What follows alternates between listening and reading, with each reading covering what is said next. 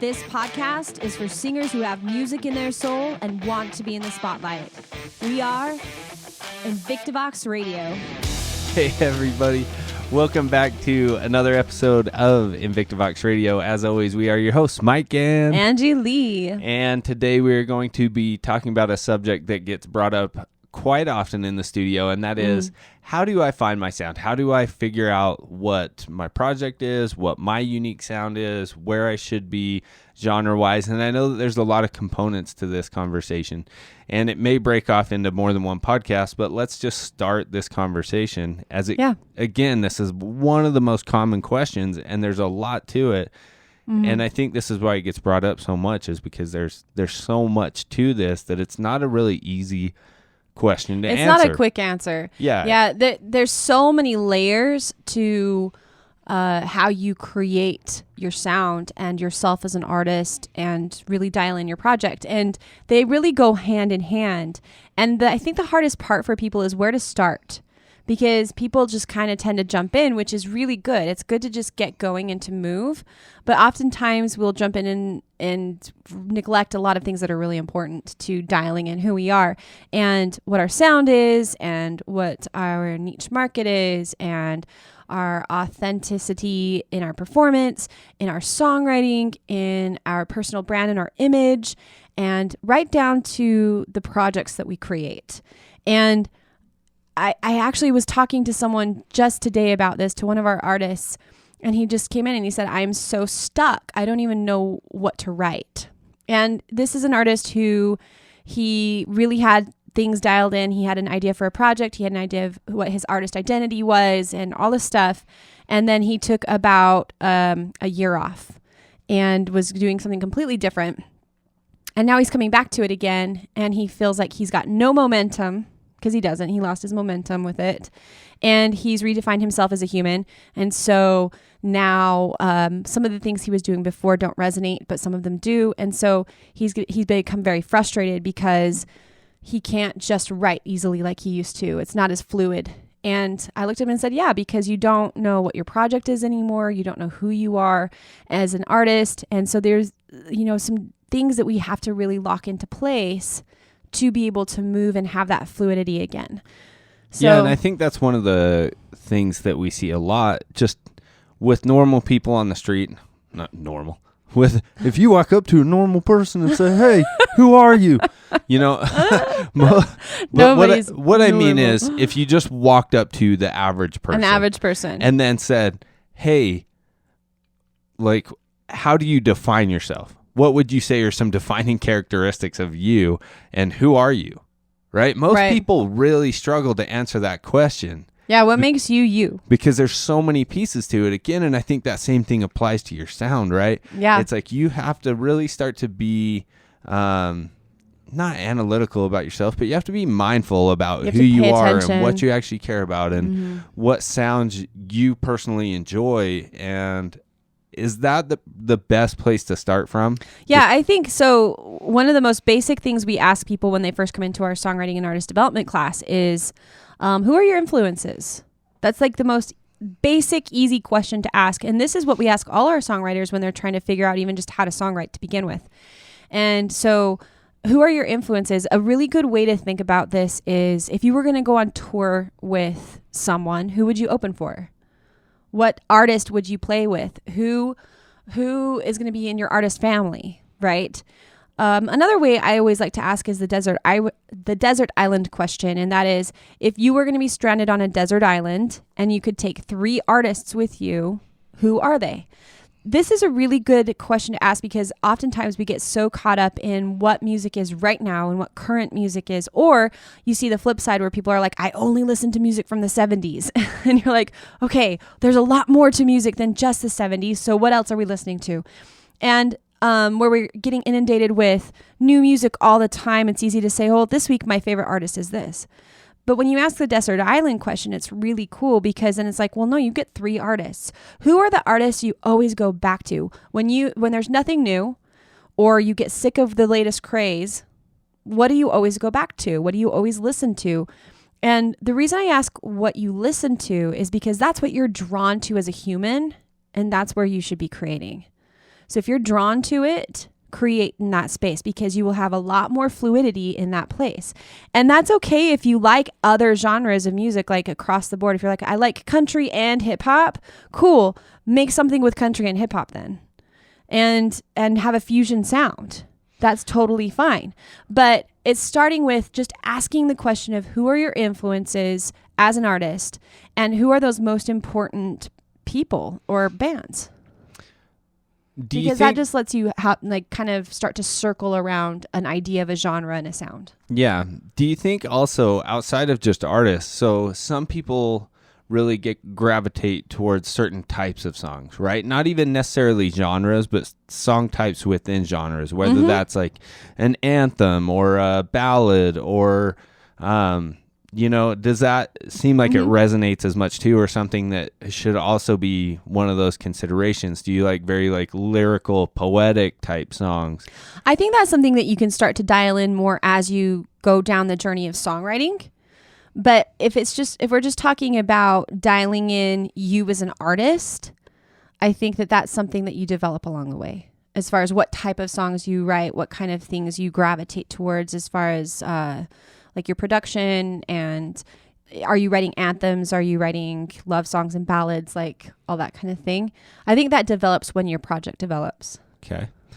And so we often bring up your influences and what type of music you like, or that's just a good place what to start. genres, right? That's a good place to start. But what would you say is the next step after that? So after you really dialed in your influences, what you have to do is really decide what you like about them. Because maybe, like, if we go back to our country hip hop fusion thing, it's like, okay, and those are two very diverse genres of music, right? Maybe you have someone that you really love and gravitate to in your country music, and then you have your hip hop artist, right? And it's like, okay, so what are you going to pull from both of those people? Because you're not going to be pulling the same things. Maybe you like the beats from your hip hop music, but you like the twang from country. Or maybe you like rapping from hip hop, but you like the melodic and lyrical hooks from country music, So it's going through and picking your favorite song or songs from those artists that you can't live without, and breaking down the song and going, okay, what about this do I love? Why am I so pulled to this? So that you can kind of start to get a glimmer of the things that you want in your project. So we're not going to say we have these influences so that we can directly copy them.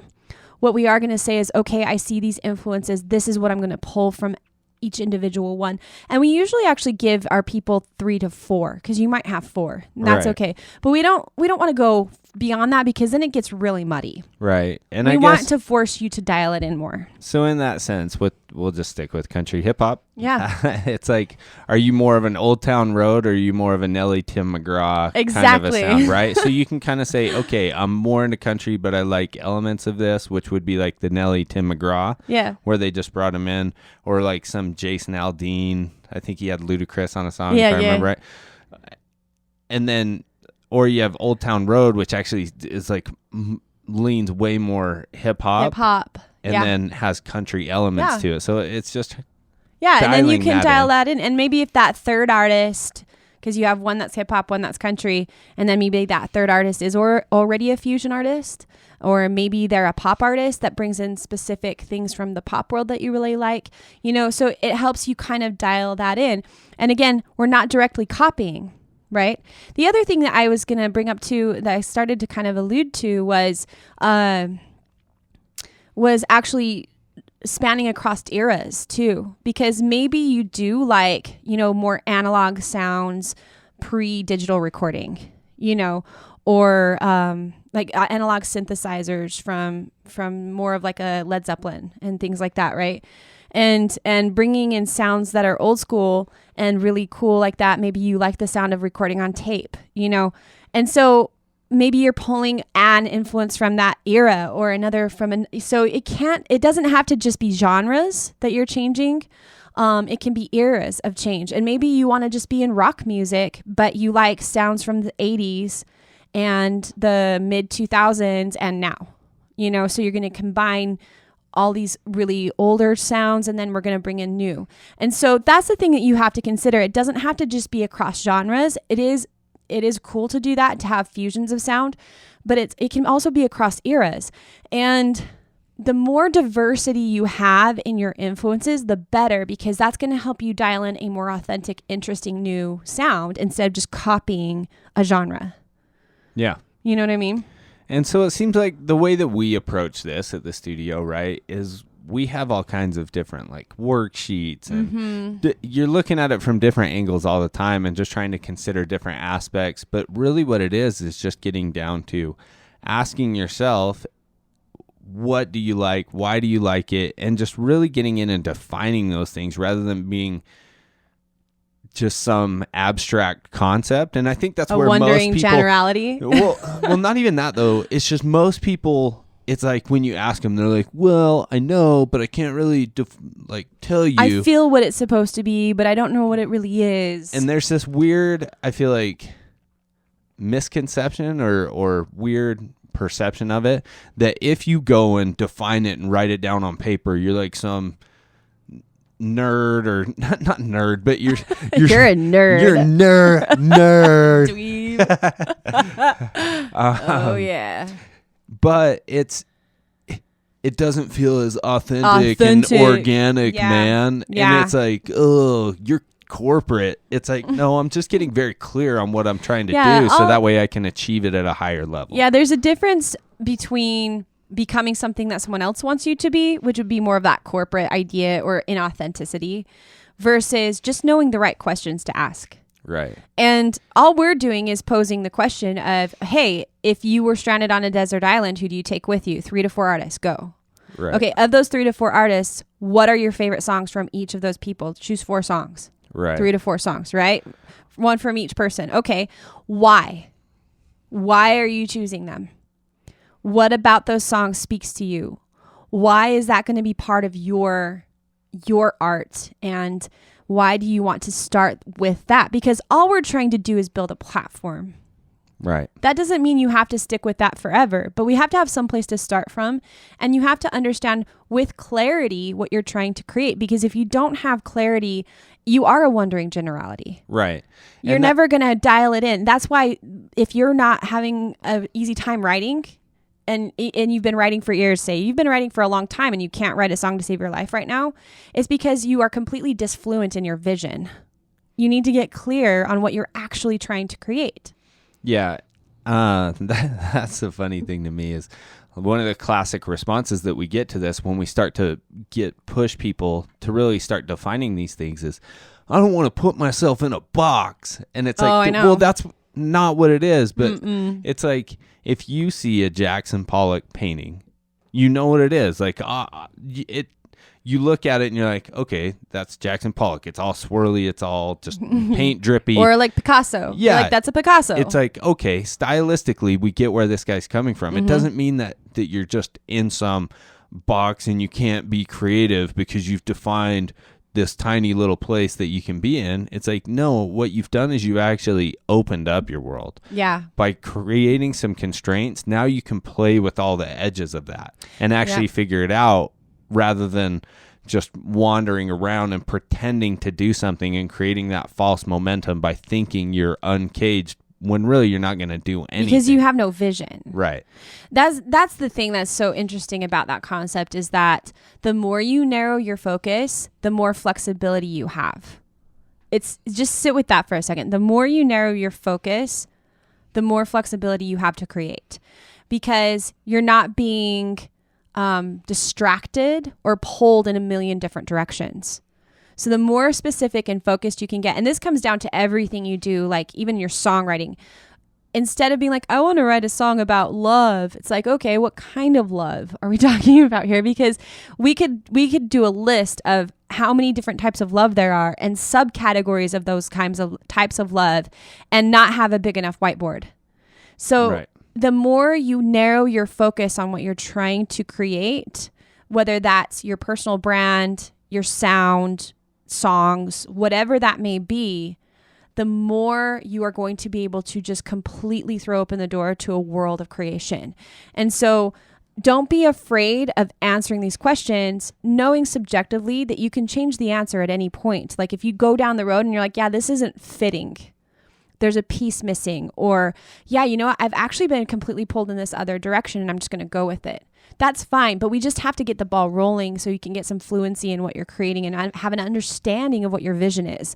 This just happened with one of our artists last month. He's been really putting himself into a box of pop. He really wanted to be a pop singer, and he's been throwing himself into pop hardcore for over a year now. And this whole time, a bunch of us were like, you know what, you really you sound country. And the songs you write sound country, and you'd be a killer country artist. And he goes, yeah, but I want to be a pop artist. And so he kept trying to force his sound into pop, and even writing, you know, songs that were more like EDM pop songs. And then all of a sudden, one day he's like, you know what? I feel the most creative when I listen to country music. And then he went and wrote some of the best songs he's ever written. And he goes, you know what? Maybe I'm country pop. You know? Yeah. And it was amazing because all of us, we were all like a group of us were together. We're like, yes, that's it. And he nailed it, and he showed it to us, and we're like, yep, that's it. But he had to take that journey of starting out of, I think I want to be a pop singer.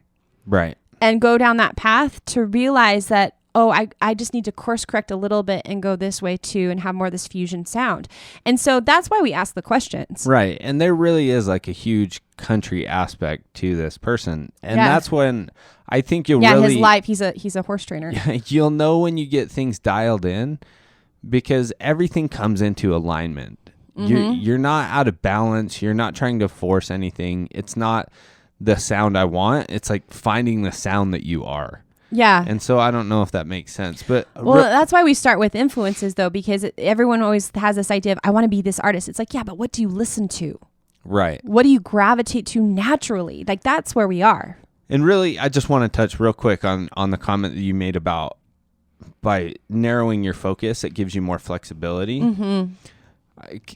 And it just reminded me of I was watching this thing about the monks at the Shaolin Temple, and they practice kung fu, or that's like a lot of their lives, and they don't focus on every discipline, right? They don't focus on all the weapons, on every like style. It's when you go there, you pick a style and like one or two weapons, because it's not about being mediocre at a lot of things. It's about mastering something.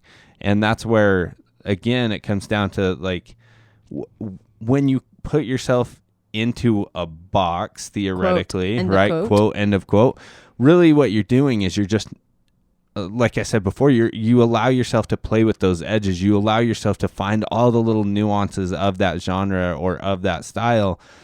And then the really universe of that explodes once you dig into it. Yeah, and you get to be really awesome at something rather than mediocre at a lot of things. Mm-hmm. And so that's where it just plays back into that. So. Yeah, for sure. So we're really just scratching the surface with this right now, because we're talking about just how to dial in your sound and kind of start to get a path for your songwriting.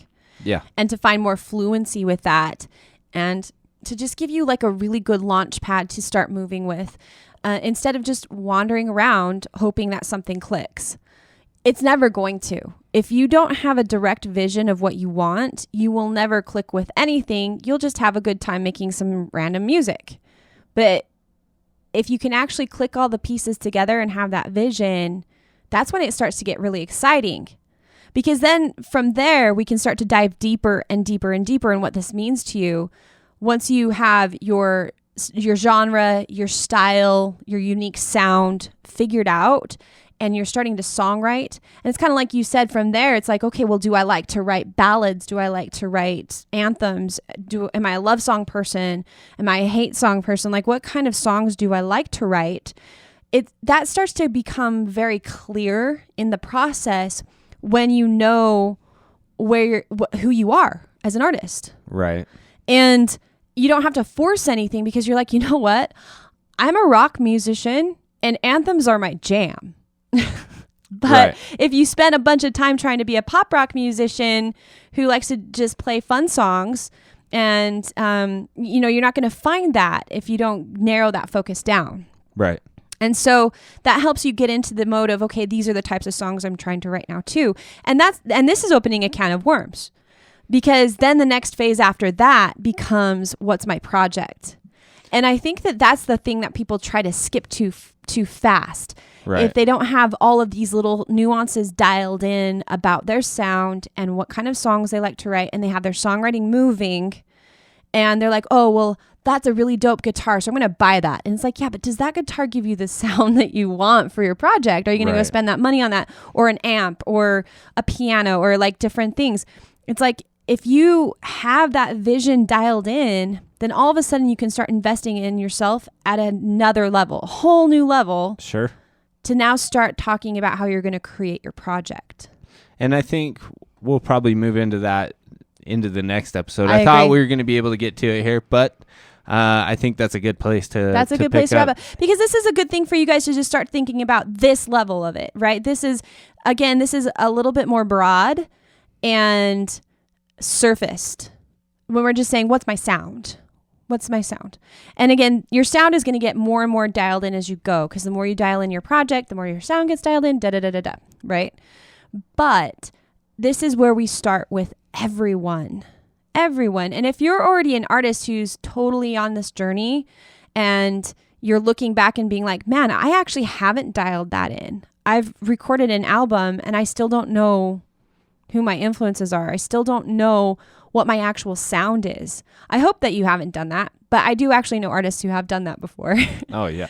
So if you have to be a person who looks back to see if you've missed something that could help your vision dial in even more, then that's something to consider. But if you're at the beginning, this is where we recommend you start. Or perhaps you're an artist who's been doing it for a while and now you're going to switch gears. This is a really good place to start. So the question for today is, where are you with the spectrum so far? Have you asked these tough questions of yourself as an artist? Have you even thought about this before? And again, if you're further along the journey, maybe you're like, well, yeah, no, duh, right? But if you are further along in the journey, have you looked back to say, oh, maybe there's some things that I could still dial in with this? And if you're at the beginning, where do you need to get to work? So what are some things we can do with your unique sound, dialing in your influences, dialing in kind of where we're at with our songwriting and where we want to go with that? And what can you do today to get on top of that? Perfect. And with that, we'll just wrap this bad boy up. Yeah. And say... And then next time, I think we're going to talk about how to dial in your project. So today is like dialing in your sound. Yeah. Next time, let's talk about dialing in your project. Applying it to your project. Yeah. So we're going to do an arc. Woo! We like doing arcs on this show. All right. Part 1 and then part 2. Part 2 is next time. All right, everybody. With that, like, subscribe, share it up. Let's help one artist one at a time. Let's just get it out there. Let's do it. Yep. And as always, thank you for listening. And until next time. Peace.